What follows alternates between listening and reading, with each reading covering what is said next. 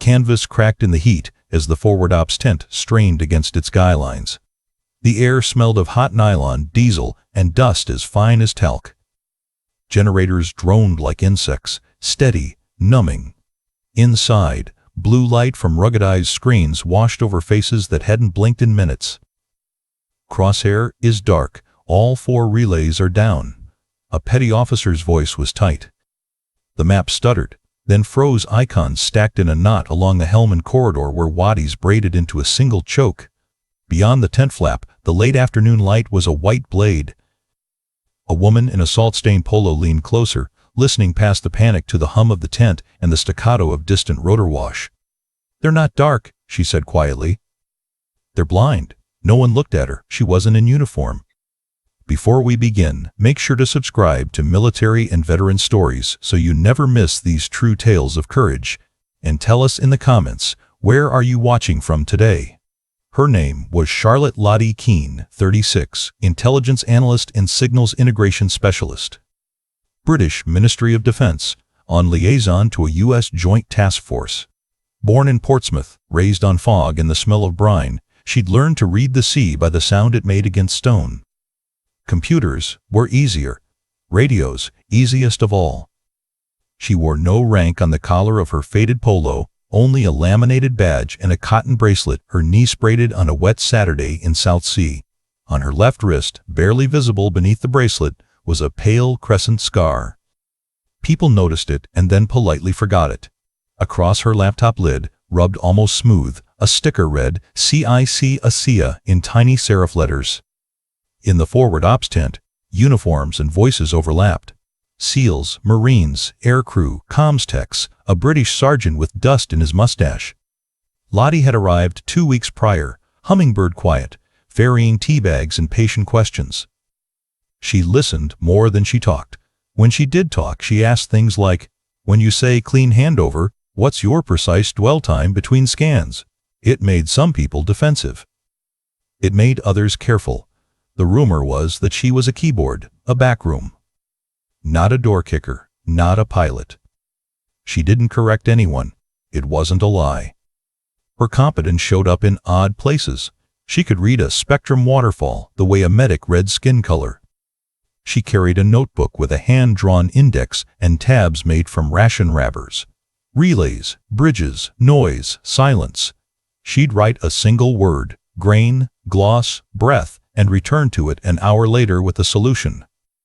Today, the icons on the map represented a SEAL-led coalition element that had fanned through hamlets paralleling a dried canal. A seasonal flash flood had recut the ground while a hostile cell lit up with man-portable jammers. 400 meters of geography had turned into a trap. Radios went from crisp to cotton. SATCOM handoffs came late, then not at all. 590 all told, someone said. SEAL platoons, partner commandos, EOD, medics, interpreters, joint enablers, everyone with a reason to be there and a family waiting at home. Numbers like that made the room feel smaller, oxygen thinner. Why they doubted Lottie wasn't personal, it was habit. In a crisis, people trusted loud confidence and visible authority. She had neither. She had a soft Hampshire accent and a keyboard with half the paint worn off the spacebar. Her role, SIGINT fusion, sounded abstract beside the urgency of troops in contact. A SEAL chief brushed past her with an apologetic nod that meant out of the way more than excuse me. At the far table, a U.S. Army captain in a sun-bleached boonie hat name tape, C.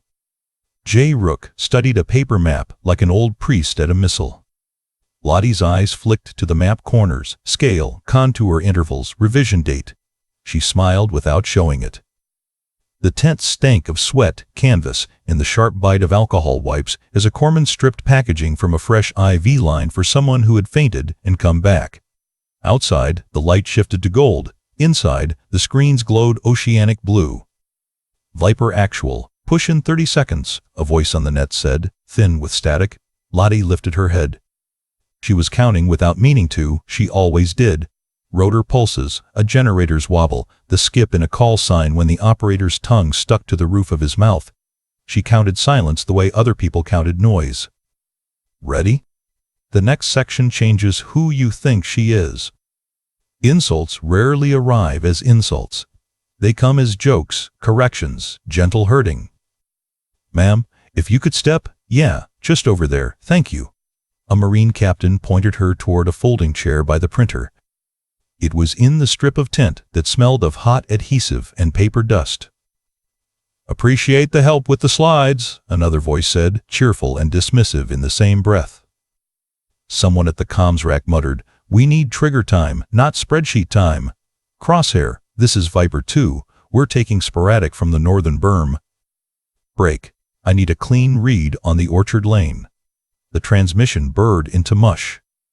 A petty officer slapped the side of a radio like it could be bullied back into clarity. Lottie sat. She looked at the folding chair's burnished edge and placed her notebook across her knees. She wrote Orchard and drew a box around it. She added berm and drew an arrow. She drew another arrow to Wes. She wrote it that way, the way the accent put it. Any drones we can retask? The SEAL chief asked, voice clipped. A young Air Force sensor operator shook his head. MQ-9 is feet dry, but the uplink is lagging, sir. We're getting packet drop like confetti. Confetti, someone echoed, and a small, brittle laugh went around the room. The kind people use when they're frightened and need to feel smart. Lottie turned a page. Confetti. She drew dots. She thought of how holiday glitter gets everywhere you don't want it. At the map table, Captain Rook traced a fingertip along a pencil line where a dry canal used to be. He looked up, caught Lottie watching, lifted his chin the smallest degree in acknowledgement. She responded with something she'd learned long ago, the stillness that invites respect. A whisper started at the back. That's the British Analyst, right? They sent a civilian? She's Modi. Heard she teaches the mosquito course, another whispered, slightly wrong. She didn't correct it. The mosquito course didn't exist the way they thought it did. Crosshair, this is Raven 3, eyes on corridor, but my link's turning to soup. The operator's cadence said, I'm calm. The breathing behind it said, for now. A senior officer ducked through the flap, bringing a stripe of blinding white with him and the sharp smell of sun-baked dust. He let the canvas fall. The tent returned to blue. Status, he demanded, and status poured at him. He nodded at each slice, never taking a full bite. Then his gaze landed on Lottie and skated off. Not hostile, simply not interested. What would you do, the narrator asks you now, if you had seconds to change the shape of the map? Don't skip. The next part plants the clues you'll need. Clue 1 arrived as a sound. Lottie cocked her head, eyes unfocused. In the drone feed's audio track, thin, scratched, almost inaudible, there was a periodic tick that didn't match rotor slap, nor the stutter of wind on a microphone. It was too regular, too patient. 8 short ticks, a pause, then 3. She wrote something and smiled. Someone had annotated the checklist with Morse, not by accident. Clue 2 was a smell, the faint, peppery tang of hot electronics. She looked over at a portable SATCOM kit asleep on a cart. Its dust cover was a fraction ajar, as if someone had lifted it and then put it down in a hurry. A hairline crack in the antenna's connector showed bright silver where paint had flaked. She put connector gloss in her notebook and drew a star. Clue 3 was paper, Captain Rook's map. It was folded in a way that made no military sense unless you were accustomed to British Ordnance Survey habits. She traced the fold with her eyes and found a contour notch that wasn't on the digital map, a bias in the land where wind had eaten the edge of an old embankment. Sluice Gate whispered a thought in her head. She wrote, sluice? And drew a triangle. She skimmed the drone operator's live typed notes. Between coordinates and lens settings, a margin scrawl read, baffle trick? The handwriting was compact, all caps British. She angled the laptop, caught the operator's reflection and the tiny patch on his shoulder strap, 742WG, and filed it. Someone else British, someone who knew her alphabet. The young Air Force sensor operator, First Lieutenant Maya Ortiz, had her hair pinned up in the sort of no-nonsense style that said she'd tried elaborate and abandoned it. On the table beside Ortiz's keyboard sat a folded napkin stenciled with the tea house logo from the tiny FOB cafe. In one corner, in pencil, CICIATA. Lottie tapped her bracelet once, absent, then still. She opened her laptop to a spectrum analysis pane and pulled the audio feed into view. The waterfall looked like rain in a window, smearing, relentless. She pinched and zoomed until the smear broke into threads. There, the jammers weren't broad. They were brushstrokes. 3 transmitters, swept rhythm, overlapping just enough to make you guess wrong. If you accepted their premise, you lost. Lottie glanced at the tent clock. 2:21 in the afternoon. In Helmand, that meant the light was going flat. Shadows would grow oblique, deceptive. Heat mirage would soften edges. It was the worst hour to misjudge distance, the best to slip a convoy through if you could time it to the land's breath. She stood and moved toward the comms rack, slow enough not to startle. "May I?" she asked a petty officer, indicating an auxiliary input. He hesitated, then shrugged. "Knock yourself out, ma'am." She looped the uplink audio through a filter built from 3 nested notch curves and a bit of code she'd carried since Basra. "This will either help," she said, soft enough to be to herself, "or make me unpopular. Stay with me, the next move will look small and feel enormous." The drone feed steadied, not perfectly, but enough that the blue on the screens looked like information again, not guesswork. Small things sharpened. The glint off a fuel drum, the puff of dust where a waddy edge gave way, the shimmer above a culvert. Crosshair, Raven 3. "Picture is cleaner?" Ortiz sounded astonished, then caught herself. "Cleaner. We can work with this." Lottie didn't look at anyone. She watched the waterfall, tuned a quarter step, then another. She tapped her notebook, baffled. "If you paint with a broad brush," she murmured, "you miss the grooves." The petty officer at her elbow swore softly, not in anger. "What did you just do?" "Nothing classified," she said. "We're listening where they aren't." On the net, Viper 1, this is Rook. Recommend delay push by 30 seconds. Break. A line with shadow from Orchard Wall. You'll vanish to anything lazy. A junior SEAL leaned over the map and pointed, skeptical. "That old sluice is dry, sir." Captain Rook didn't look up. Dry on paper, not in the wind. Lottie felt the change before she saw it. The quality of attention shifting from polite dismissal to the low focus of a room starting to fold around a center. She didn't want to be the center. She wanted the convoy to move through like it belonged to the land. Crosshair, Viper 2. "We're getting a ghost corridor." "You painting this? Ghost corridor? Good phrase for what geography offers if you let it." "Affirm," Ortiz replied, hands now confident. Raven 3 holds your east. Raven 2, lift 10 degrees. Paint the sluice. The senior officer who dismissed Lottie earlier watched her now like someone noticing the wind had changed without seeing which cloud did it. He stepped closer, kept his voice neutral. "What's your name?" "Keen, sir." She kept her eyes on the feed. "From Portsmouth." "You're sure about this?" "I'm sure about the silence," she said, and the word put a hairline crack in his stance. The tent cooled as the sun slid, sweat prickled into itch. Someone handed Lottie a bottle of water. She didn't remember asking. She drank, set it down where it would not sweat on paper. On the map, Captain Rook drew a thin pencil line no more than a breath. It threaded the orchard, crossed the culvert, skimmed the old sluice, and rolled into a dry basin that, if you squinted, wasn't flat at all but a shallow bow. A place where engines could idle and not carry. "Rook," a grabble voice cut in over local. A SEAL commander had stepped in sun-stamped, creases at his eyes sharp enough to cut string. The tent shifted around him like a tide. "Sir," Rook said, "who's running this corridor?" His gaze settled on Lottie, not hostile now. "Measuring." "Keen," Rook answered without shame or flourish. "And Raven 3. The commander's eyes dipped to Lottie's wrist, to the bracelet, to the scar, to the rubbed CICIATA sticker. He made no expression. "Stand by," he said. Then to the net. "All call signs, hold fast. We ride when the land breathes. 30 seconds out. Ready?" The reveal is coming, and it changes the room. The SEAL commander moved to Lottie's shoulder, didn't touch her, didn't crowd her. He watched the spectrum scroll like someone remembering music. In a tone that was almost conversational, he said, "I heard a story once. Basra, '06, a bridge under artillery and a river pretending not to be there. Some kid with a keyboard found a way to ride the silence between two Soviet-era jammers. They called her Cicada because she came alive in the heat and the noise, and you only knew she had been there when you realized you'd stopped sweating."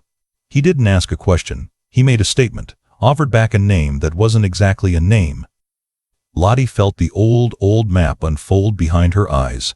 Nights in a windowless room, the smell of dust and cordite and plastic chairs, a radio singing in the next language and then in none. She hadn't thought of Basra in years. "I wasn't a kid," she said. "I just looked like one." He nodded once, very small, as if a ledger ticked closed. "If you know the call sign, you know why we're listening." The room went quieter than a tent can go with generators running. Silence didn't mean absence, it meant attention. The officer who dismissed her earlier took a half-step back and squared himself as if to say, "I'll take my share of that." Captain Rook, who hadn't doubted so much as waited, tapped the map twice. "Sir, with your authorization, Raven 3 will ladder the link, short hops across the brushstrokes. We can hand off ISR to a loitering bird on the edge of the corridor. We push the convoy when the sweep is at trough, 2 mics to set." The commander's eyes stayed on Lottie. "Can you give me a medevac window at the back end? There's a team with a chest wound and an airway we need to shepherd." Lottie didn't look at the commander. She looked at the land. She counted the ticks in the jammer sweep. She counted Ortiz's breathing, the pilot's calm. She counted Rook's pencil taps. She counted the distance between 1-0 and the next. "At 2:43 in the afternoon, there'll be 13 seconds of real silence," she said. "If we're at the sluice by then, we can cut across the bowl and shelter in the orchard's shadow." Raven hands to sentinel at the culvert. "Angel Flight holds 1 kilometer south until the trough, then darts the corridor. Stay in the air shiver." The weight in the tent shifted, fear sliding into hope. The commander didn't salute. He did something rarer. He put his hand on the edge of Lottie's table and stilled it. All the vibrating gear, all the tapping pins, every tiny human fidget. He took it and pressed it into the table, saying with his body, "We're steady now." "Everyone, at ease," he said, voice low. "We're going to ride the silence. If this surprised you, hit like and wait for the turn in the next part." Rook keyed local. "Viper elements, this is Rook. Copy corridor. On my mark, we align with the orchard wall. Stay off the crown, you'll sing to the jammers if you ride high ground. Raven 3 paints your east. Raven 2 holds your north. Sentinel takes handoff at the culvert. Angel Flight stands by south stack. Rook, this is Viper 1. Solid copy." On the drone feed, the orchard's trees became a metronome shadow, light, shadow, light. The dried canal glittered with heat that wasn't water. Dust lifted in ghosts and fell. The brushstroke jammers swept and swept, pretending to be everything. Lottie watched the sweep. "Ortiz, on my, shift 3 degrees left and dip the gain," she said, unranked and precise. "On you," Ortiz said, fingertips calmer now, shoulders down, breath measured. "A Green Beret captain, Ethan Merrick, call sign, Cairn, came on the net from the lead of the Special Forces convoy that had linked with the SEAL elements." His voice had rock in it. "Rook, Cairn. I have 4 vehicles, heavy, and 2 light, plus walking wounded. Partner force at my right flank. I need you to promise me the ground isn't going to lie." Rook didn't promise. The ground will do what ground does. We'll make it keep its word. On the mark. The SEAL commander leaned once toward the comms mic, then checked himself and let the people he'd empowered do their jobs. Respect isn't only a salute, it's restraint at the right time. "Mark," Lottie said at 2:43 as the sweep hit trough, and the convoy moved as if tugged by one long breath. Engines coughed and then settled into the deeper note of torque held in check. The lead vehicles slipped behind the orchard wall where shadow thickened into shelter. A partner force platoon darted across the old sluice in ones and twos, rifles low, mouths open to soften footsteps. The drone view picked up the tiniest movements, hands on shoulders, a medic's palm on a casualty's sternum, counting. Angel 2, push, Ortiz said, voice low. A medevac? Blackhawk nosed the edge of the corridor, rotors walking the hot air like a cat on a fence. It held outside the worst of the brushstrokes, waited, then slid in when the land's own silence opened. The crew chief swept the door gun, not his threat, but his metronome. Cairn, left bank looks smooth, Rook said. Stay off the shimmer. That's not road, that's lie. A convoy of 300 SEALs, Green Berets, partner forces, attached medics and interpreters gathered in pockets, threaded the bowl and aligned to the next shelter. It wasn't graceful. It didn't have to be. It had to be possible. A burst of small arms fire probed the corridor and fizzled, unsure of what it was seeing. The brushstroke jammers swept back for their pass and found nothing at the exact moment they expected something. Silence as camouflage. Sentinel has you, a calm voice said as the handoff clicked and the ISR picture shifted to the loitering bird. Lottie's shoulders dropped half an inch. Ortiz smiled without showing teeth. Angel 2 door, a medic barked, and 2 corpsmen hauled the chest wound casualty in on a collapsed litter, tube taped, eyes wide. The crew chief's hand made a circle. Good. The helo held breath and slid backward, a magician's hand moving when you were meant to look at his face. At the culvert, the corridor pinched, threatening to turn one long animal into segments that couldn't talk to each other. Rook's pencil ticked. 1, 2, now. The last third of the convoy pushed the pinch, their engines a song below hearing. In the tent, no one cheered. No one spoke. They watched people they loved and people they would never meet slip between brushstrokes as if the land had decided to help for once. Ridicule had no place here. It had melted into discipline. The SEAL commander looked at Lottie not like a hero and not like a subordinate but like a peer. Stand down or stand with her, he had the power to say. He didn't need to. Everyone already had. Ready? The resolution will tell you why this mattered beyond the map. Dust settled in the bowl an hour later. The tent cooler now that the sun's blade had dulled. Radios returned to civilized chatter. The kind where people ask about water and batteries and a stray dog they'd fed behind a Hesco the week before. The number that mattered wasn't 590 or 300. It was all present. There were wounds and blood and grief for a partner force soldier who hadn't made the last sprint. But inside that grief lived gratitude that would last longer than the ache. Lottie unplugged her patch cable and coiled it. She wiped the condensation ring her water bottle had left on the corner of Rook's map. She put the bottle on the floor where it couldn't wander back. The officer who'd pointed her to the folding chair by the printer earlier came over with a look like a man who'd just realized he'd been speaking too loudly in a library. Ms. Keene, he said, not sure if he should salute or shake hands or apologize. He did the one brave thing. He didn't make it about himself. Thank you. Ortiz rolled her shoulders, looked 20% taller. Teach me that filter, she said later, not as a demand, but as an apprentice staking her claim. Lottie said yes. That was the point. Captain Rook erased his pencil line with his thumb and left a shadow where it had been. A ghost corridor, still there if you knew to look. We'll brief it into the training deck, he said. Not as a trick, as a habit. The SEAL commander paused by Lottie's table. He didn't tell a story. He didn't offer a coin. He said, we measure competence by who gets home. Lottie nodded. And by who learns to listen. She didn't tell anyone what the CICA sticker had meant back in Basra or why there was a pale scar under her bracelet. She didn't need to. Stories like that belong to the people who were there, and voices travel differently once the generators go quiet. The moral wasn't new, but it was specific. Courage isn't only the body moving forward under fire. Sometimes it's the mind refusing to accept a noisy lie. A convoy moves because a captain trusts a line drawn with a pencil. A pilot threads a corridor because a sensor operator believes her hands can make silence. A commander keeps his mouth shut at the exact right moment. A quiet analyst hums to the map until the land hums back. In the forward ops tent, someone finally remembered to breathe. Lottie looked at Ortiz, at Rook, at the petty officer who had made room at the rack.